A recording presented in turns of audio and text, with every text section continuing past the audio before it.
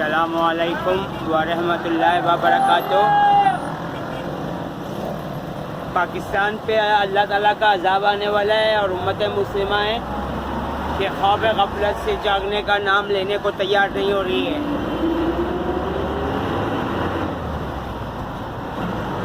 سورہ بنی اسرائیل آیت نمبر 57 کا ترجمہ ہے کہ اللہ تعالیٰ پاکستان کو تباہ و برباد کرنے جا رہا ہے،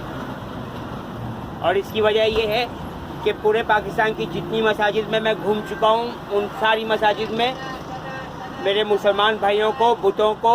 جو انسانی، شیطانی، جناتی اور جانوروں کی تصویریں بنائی گئی ہیں ان کو سجدے کروائے جا رہے ہیں، اور مساجد کے امام مسلمان سے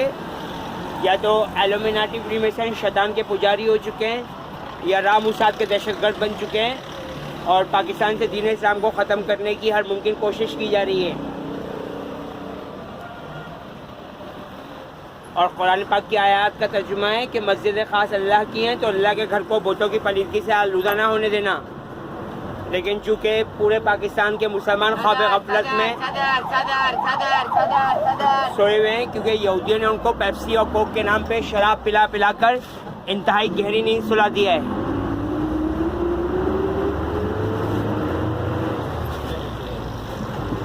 اور ایسا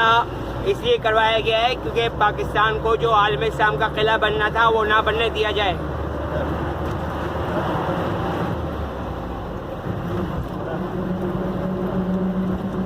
اور اللہ تعالیٰ کا لاکھ لاکھ شکر ہے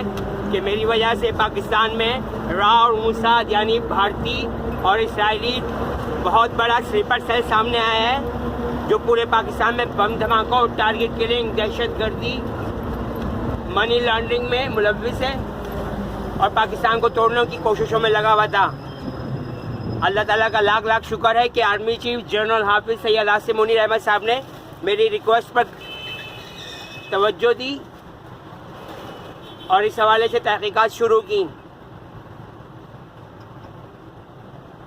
اور یہ کہ جو کوئی پیپسی کوک پیے گا تو 40 دن تک اس کی نماز قبول نہیں ہوگی، کیونکہ پیپسی کوک میں شراب بھی شامل ہے اور ہارپک کا تیزاب بھی ملایا گیا ہے۔ اور یوٹیوب پر میرا چینل محمد فردین سلطان اور فردین FARDEEN فردین سلطان کے نام سے ہے۔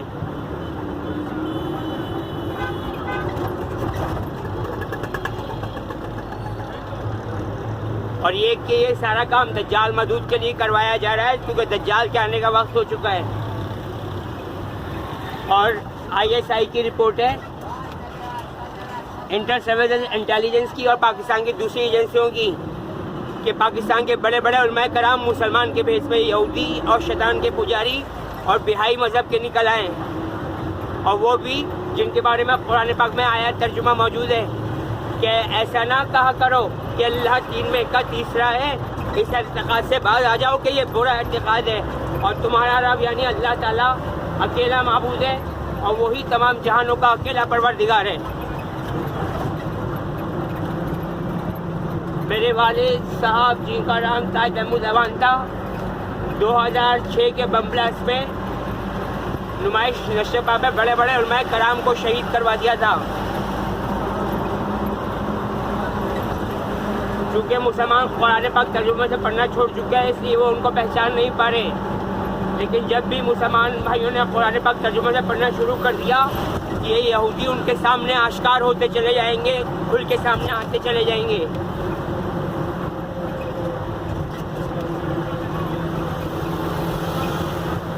اور اس حوالے سے قرآن پاک میں واضح آیات ترجمہ موجود ہے کہ جو شخص یہ گمان کرتا ہو کہ وہ اللہ کو، اس کے نبیوں کو، اس کے رسولوں کو، اس کے پیغمبروں کو، اس کے فرشتوں کو اور مومن مسلمانوں کو دھوکہ دے سکتا ہو تو ایسے لوگ خود دھوکے میں اور نہیں جانتے۔ تو مومن بڑی چیز ہوتی ہے۔ صحابہ کرام رضی اللہ تعالیٰ عنہ مومن مسلمان تھے، اس کے بعد جتنے مسلمان سلاطین بادشاہ گزرے وہ سارے مومن مسلمان تھے، خاص طور پر شیر میسور ٹیپو سلطان کہ جن پر مسلمانوں کی تاریخ ختم ہو گئی، اور ان کے بعد پھر سلطنت عثمانیہ جسے لارنس آف ایرابیا ایک عربی کے بیس میں ایک یہودی نے سلطنت عثمانیہ کو توڑوا دیا تھا.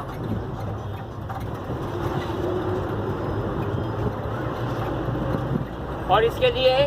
یہودیوں نے ہر وہ چال چلی جو مسلمان سوچ نہیں سکتا. اور یہ کہ لال رنگ مسلمانوں پہ حرام ہے، لیکن مساجدوں میں جان بوجھ کے لال کارپیٹ بچھائے جا رہے ہیں. لال رنگ ویسے ہی مسلمانوں پہ حرام ہے جیسے شراب حرام ہوتی ہے.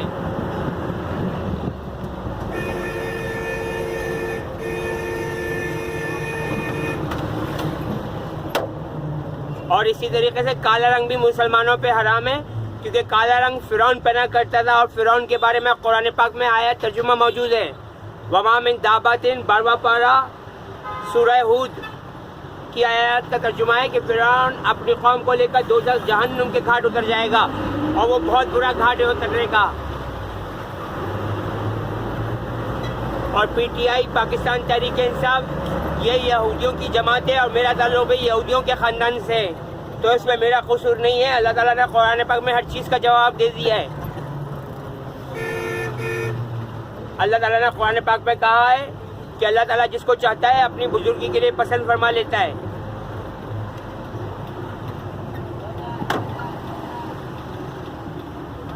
اور یہ کہ